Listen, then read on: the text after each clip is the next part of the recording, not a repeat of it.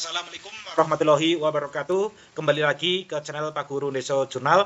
Baik teman-teman pejuang ASN, CPNS maupun P3K. Di video kali ini Pak Guru Deso Jurnal akan memberikan beberapa contoh mengenai pengendali dampak lingkungan ahli pertama maupun terampil. Baik teman-teman, pengalaman Pak Guru Desa Jurnal mengikuti seleksi khususnya soal bidang pada CPNS yang lalu, ada beberapa tipe soal mengenai pengendali dampak lingkungan, yaitu ada mengenai peraturan-peraturan, kemudian teori-teori yang ada di peraturan, dan kemudian implementasi lapangan.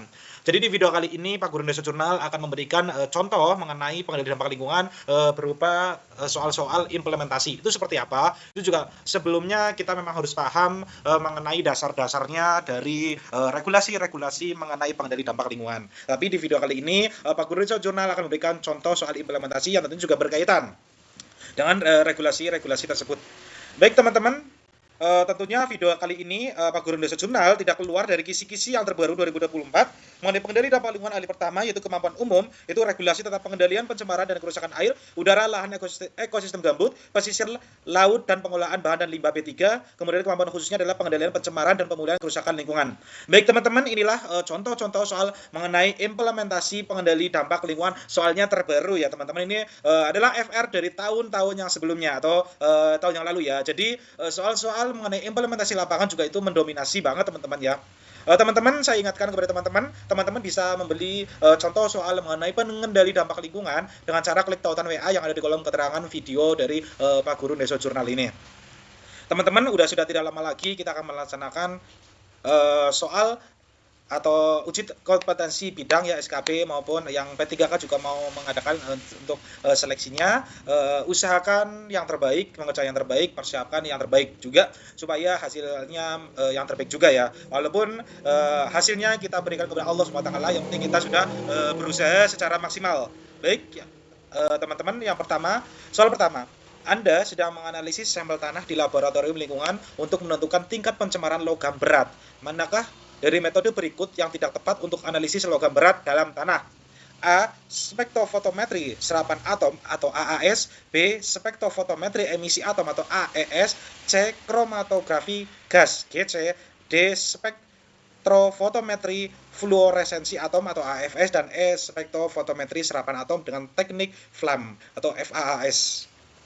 Baik teman-teman, jawabannya yang nomor 1 adalah C ya. Ini adalah tipe-tipe mengenai soal-soal implementasi ini seperti ini ya. Jadi tidak baku atau sesuai teori-teori yang ada di peraturan, tetapi juga masih berkaitan ya. Jawabannya adalah nomor 1 C. Kromatografi gas atau GC umumnya digunakan untuk analisis senyawa organik volatil bukan logam berat. Metode yang tepat untuk analisis logam berat dalam tanah adalah AAS, AFS, dan FAAS ya. Di sini ada penjelasan juga mengenai AAS, Atomic Absorption Spectrometry ya. Prinsip AS mengukur penyerapan cahaya oleh atom-atom logam dalam sampel. Sampel diubah ke bentuk atomik dalam nyala atau tungku grafit. Cahaya dari lampu katoda yang spesifik untuk logam yang dianalisis dilewatkan melalui uap atom logam dalam sampel yang menyerap cahaya pada panjang gelombang tertentu, dan jumlah cahaya yang diserap berbanding lurus dengan konsentrasi logam dalam sampel. Kemudian teman-teman bisa membacanya sendiri ya ketika nanti teman-teman sudah membelinya dengan cara klik tautan WA yang ada di kolom keterangan video ini. Baik, untuk soal cerita atau implementasi lapangan ya, soal nomor 2. Di sebuah teluk yang indah bernama Teluk Penyu terjadi fenomena aneh. Banyak ikan ditemukan mati mengapung di permukaan laut. Para nelayan setempat panik karena mata pencaharian mereka terancam. Sebuah tim peneliti dari Kementerian Kelautan dan Perikanan bekerjasama dengan Dinas Lingkungan Hidup setempat pun diutus untuk menyelidiki penyebab kematian ikan tersebut. Tim peneliti menemukan bahwa kematian ikan disebabkan oleh pencemaran air laut akibat limbah industri yang dibuang ke laut tanpa diolah. Limbah tersebut mengandung zat kimia berbahaya yang mematikan bagi biota laut. Manakah dari pernyataan berikut yang merupakan dampak buruk dari kurangnya pengendalian dampak lingkungan terhadap kematian ikan di Teluk Penyu? A. Kehilangan sumber daya alam berupa ikan yang dapat dimanfaatkan untuk konsumsi manusia. B. Meningkatnya jumlah sampah plastik di laut yang dapat membahayakan biota laut. C. Menurunnya kualitas air laut yang dapat merusak terumbu karang dan ekosistem laut lainnya. D. Meningkatnya jumlah predator alami yang memangsa ikan yang tersisa. E. Menurunnya tingkat kesamaan pH air laut yang dapat menyebabkan pemutihan karang. Nomor 2, jawabannya adalah A. Kematian ikan akibat pencemaran lingkungan merupakan dampak buruk langsung yang mengancam kelestarian sumber daya air dan sumber daya alam berupa ikan. Hal ini dapat berdampak pada ekosistem masyarakat yang menggantungkan hidupnya pada hasil laut. Kemudian soal nomor 3. Soal nomor 3 ini juga masih soal mengenai implementasi lapangan. Jadi memang di video ini Pak Guru Indonesia Jurnal akan berusaha untuk menampilkan contoh-contoh soal yang berkaitan dengan dampak lingkungan ya. Hal pertama pengendali dampak lingkungan maupun terampil ya, yang berkaitan dengan kisi-kisi yang terbaru, tetapi dalam bentuk soal implementasi lapangan ya. Karena tahun kemarin juga ada soal mengenai implementasi yang di lapangan ya. Soal nomor 3. Di sebuah desa terpencil bernama Desa Rawa Bendungan, hiduplah seorang anak laki-laki bernama Iqbal. Iqbal sangat akrab dengan lingkungan sekitarnya, terutama rawa-rawa gambut yang luas di belakang rumahnya. Di sana, Iqbal sering bermain dengan teman-temannya menangkap ikan dan mencari buah-buahan liar. Suatu hari, Iqbal mendengar kabar bahwa rawa-rawa gambut di belakang rumahnya akan dikeringkan untuk dijadikan lahan perkebunan kelapa sawit. Iqbal sedih mendengar kabar tersebut karena ia tahu bahwa rawa-rawa gambut merupakan tempat tinggal bagi berbagai hewan dan tumbuhan yang unik. Apa yang mungkin terjadi pada ekosistem gambut di Desa Rawa jika dikeringkan untuk dijadikan lahan perkebunan kelapa sawit? A. Ekosistem gambut akan menjadi lebih subur dan menghasilkan panen kelapa sawit yang melimpah. B. Ekosistem gambut akan menjadi lebih mudah terbakar karena kandungan airnya berkurang. C. Ekosistem gambut akan menjadi habitat yang lebih baik bagi berbagai spesies flora dan fauna. D. Ekosistem gambut akan menyerap karbon dioksida lebih banyak dari atmosfer, dan ekosistem gambut akan tetap terjaga dan tidak mengalami perubahan yang signifikan.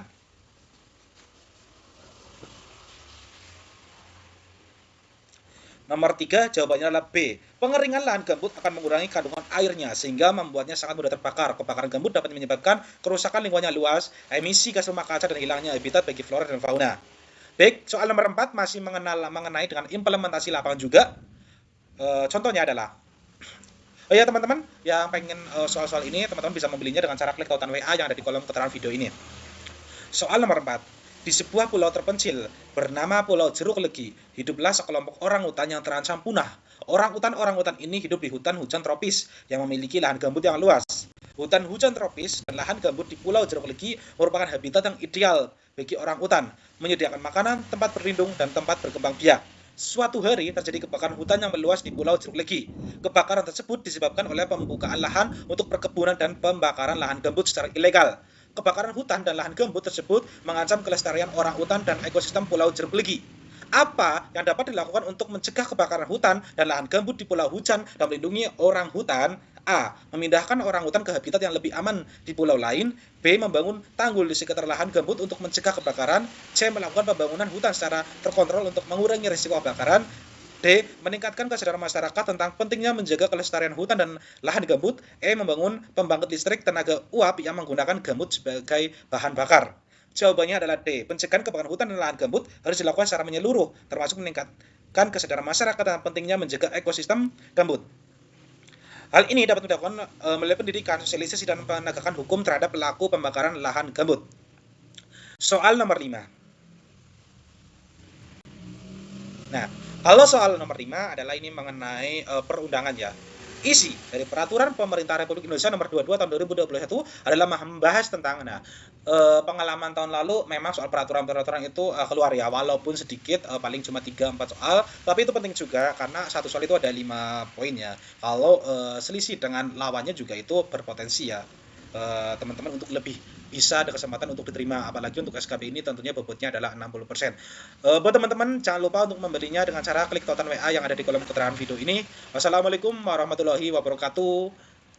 Jangan lupa klik tombol share, kemudian subscribe, dan juga komentar yang positif teman-teman. Insya Allah di lain waktu nanti kita sambung lagi dengan contoh-contoh soal yang lebih FR lagi yang keluar di tahun ini juga. Nanti saya harapkan buat teman-teman untuk saling berbagi supaya untuk belajar ke depannya untuk ASN yang akan mendaftar di tahun-tahun yang akan datang. Wassalamualaikum warahmatullahi wabarakatuh. Assalamualaikum warahmatullahi wabarakatuh. Kembali lagi ke channel Pak Guru Indonesia Jurnal. Baik teman-teman pejuang ASN, CPNS maupun P3K, Di video kali ini Pak Guru Ndeso Jurnal akan memberikan beberapa contoh mengenai pengendali dampak lingkungan ahli pertama maupun terampil. Baik teman-teman, pengalaman Pak Guru Ndeso Jurnal mengikuti seleksi khususnya soal bidang pada CPNS yang lalu, ada beberapa tipe soal mengenai pengendali dampak lingkungan, yaitu ada mengenai peraturan-peraturan, kemudian teori-teori yang ada di peraturan, dan kemudian implementasi lapangan. Jadi di video kali ini Pak Guru Ndeso Jurnal akan memberikan contoh mengenai pengendali dampak lingkungan berupa soal-soal implementasi. Itu seperti apa? Itu juga sebelumnya kita memang harus paham mengenai dasar-dasarnya dari regulasi-regulasi mengenai pengendali dampak lingkungan. Tapi di video kali ini Pak Guru Ndeso Jurnal akan memberikan contoh soal implementasi yang tentunya juga berkaitan dengan regulasi-regulasi tersebut. Baik teman-teman, tentunya video kali ini Pak Guru Ndeso Jurnal tidak keluar dari kisi-kisi yang terbaru 2024 mengenai pengendali dampak lingkungan ahli pertama, yaitu kemampuan umum, yaitu regulasi tentang pengendalian pencemaran dan kerusakan air, udara, lahan, ekosistem gambut, pesisir, laut, dan pengolahan bahan dan limbah B3. Kemudian kemampuan khususnya adalah pengendalian pencemaran dan pemulihan kerusakan lingkungan. Baik teman-teman, inilah contoh-contoh soal mengenai implementasi pengendali dampak lingkungan, soalnya terbaru ya teman-teman. Ini adalah FR dari tahun-tahun yang sebelumnya atau tahun yang lalu ya. Jadi soal-soal mengenai implementasi lapangan juga itu mendominasi banget teman-teman ya. Teman-teman, saya ingatkan kepada teman-teman bisa membeli contoh soal mengenai pengendali dampak lingkungan dengan cara klik tautan WA yang ada di kolom keterangan video dari Pak Guru Ndeso Jurnal ini. Teman-teman, sudah tidak lama lagi kita akan melaksanakan soal atau uji kompetensi bidang ya SKB maupun yang P3K juga mau mengadakan untuk seleksinya. Usahakan yang terbaik, mengerjakan yang terbaik, persiapkan yang terbaik juga supaya hasilnya yang terbaik juga ya. Walaupun hasilnya kita berikan kepada Allah SWT, yang penting kita sudah berusaha secara maksimal. Baik ya, teman-teman, yang pertama, soal pertama. Anda sedang menganalisis sampel tanah di laboratorium lingkungan untuk menentukan tingkat pencemaran logam berat. Manakah dari metode berikut yang tidak tepat untuk analisis logam berat dalam tanah? A. Spektrofotometri serapan atom atau AAS. B. Spektrofotometri emisi atom atau AES. C. Kromatografi gas GC. D. Spektrofotometri fluoresensi atom atau AFS, dan E. spektrofotometri serapan atom dengan teknik FLAM atau FAAS. Baik teman-teman, jawabannya yang nomor 1 adalah C ya. Ini adalah tipe-tipe mengenai soal-soal implementasi ini seperti ini ya. Jadi tidak baku atau sesuai teori-teori yang ada di peraturan, tetapi juga masih berkaitan ya.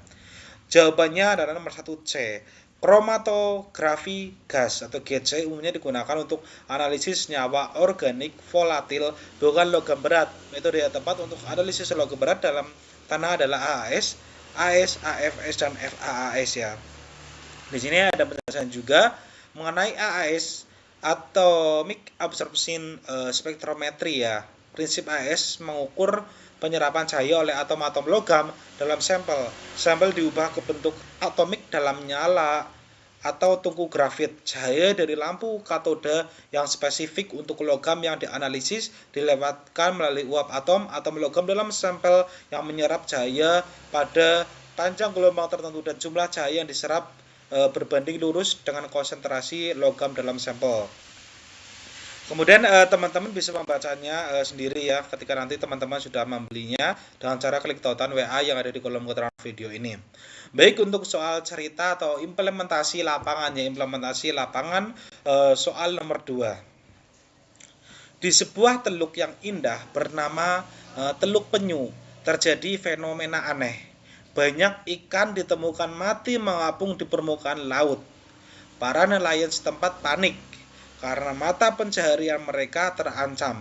Sebuah tim peneliti dari Kementerian Kelautan dan Perikanan bekerjasama dengan Dinas Lingkungan Hidup setempat pun diutus untuk menyelidiki penyebab kematian ikan tersebut. Tim peneliti menemukan bahwa kematian ikan disebabkan oleh pencemaran air laut akibat limbah industri yang dibuang ke laut tanpa diolah. Limbah tersebut mengandung zat kimia berbahaya yang mematikan bagi biota laut. Manakah dari pernyataan berikut yang merupakan dampak buruk dari kurangnya pengendalian dampak lingkungan terhadap kematian ikan di Teluk Penyu? A. Kehilangan sumber daya alam berupa ikan yang dapat dimanfaatkan untuk konsumsi manusia. B. Meningkatnya jumlah sampah plastik di laut yang dapat membahayakan biota laut. C. Menurunnya kualitas air laut yang dapat merusak terumbu karang dan ekosistem laut lainnya. D. Meningkatnya jumlah predator alami yang memangsa ikan yang tersisa. E. Menurunnya tingkat kesamaan pH air laut yang dapat menyebabkan pemutihan karang. Nomor 2, jawabannya adalah A. Kematian ikan akibat pencemaran lingkungan merupakan dampak buruk langsung yang mengancam kelestarian sumber daya alam berupa ikan. Hal ini dapat berdampak pada ekosistem masyarakat yang menggantungkan hidupnya pada hasil laut. Kemudian soal nomor 3. Soal nomor 3 ini juga masih soal mengenai implementasi lapangan. Jadi memang di video ini Pak Guru Indonesia Jurnal akan berusaha untuk menampilkan contoh-contoh soal yang berkaitan dengan dampak lingkungan ya. Kali pertama pengendali dampak lingkungan maupun terampil ya, yang berkaitan dengan kisi-kisi yang terbaru tetapi dalam bentuk soal implementasi lapangan ya, karena tahun kemarin juga ada soal mengenai implementasi yang di lapangan ya. Soal nomor 3. Di sebuah desa terpencil bernama Desa Rawa Bendungan, hiduplah seorang anak laki-laki bernama Iqbal. Iqbal sangat akrab dengan lingkungan sekitarnya, terutama rawa-rawa gambut yang luas di belakang rumahnya. Di sana, Iqbal sering bermain dengan teman-temannya menangkap ikan dan mencari buah-buahan liar. Suatu hari, Iqbal mendengar kabar bahwa rawa-rawa gambut di belakang rumahnya akan dikeringkan untuk dijadikan lahan perkebunan kelapa sawit. Iqbal sedih mendengar kabar tersebut karena ia tahu bahwa rawa-rawa gambut merupakan tempat tinggal bagi berbagai hewan dan tumbuhan yang unik.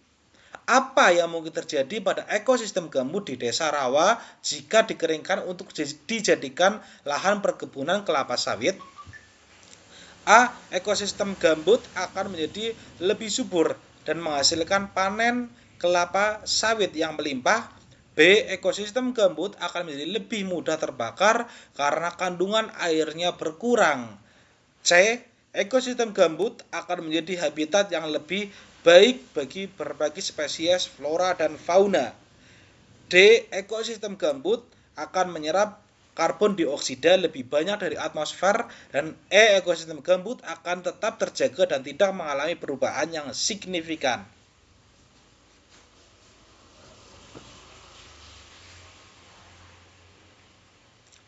Nomor 3, jawabannya adalah B.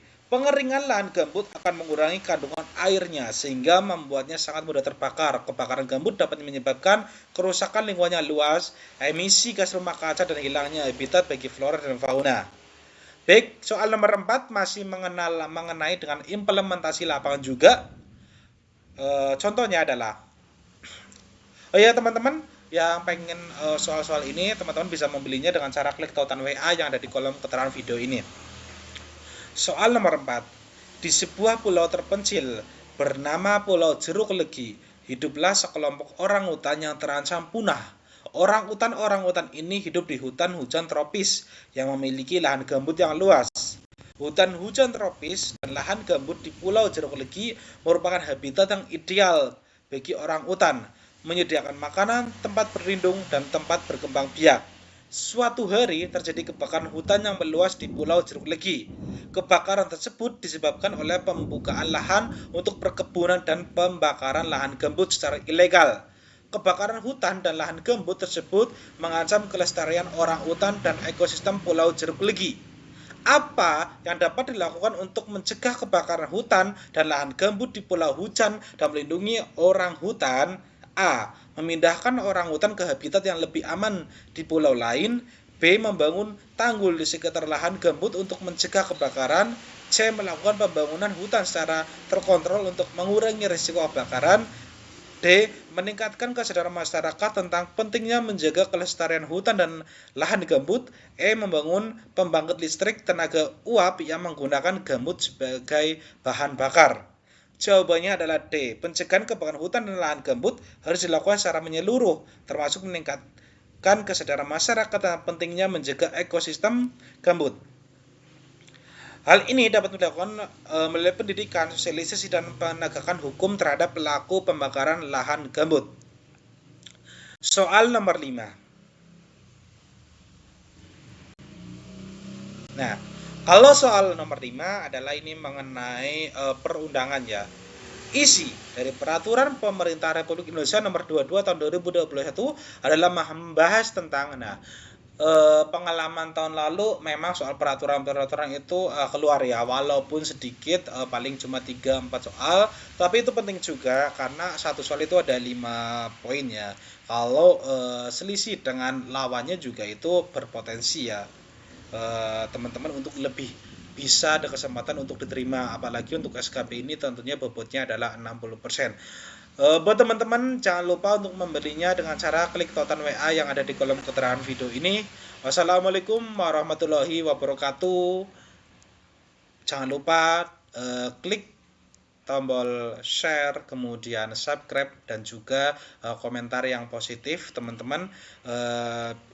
Insya Allah di lain waktu nanti kita sambung lagi dengan contoh-contoh soal yang lebih FR lagi yang keluar di tahun ini juga. Nanti saya harapkan buat teman-teman untuk saling berbagi supaya untuk belajar ke depannya untuk ASN yang akan mendaftar di tahun-tahun yang akan datang.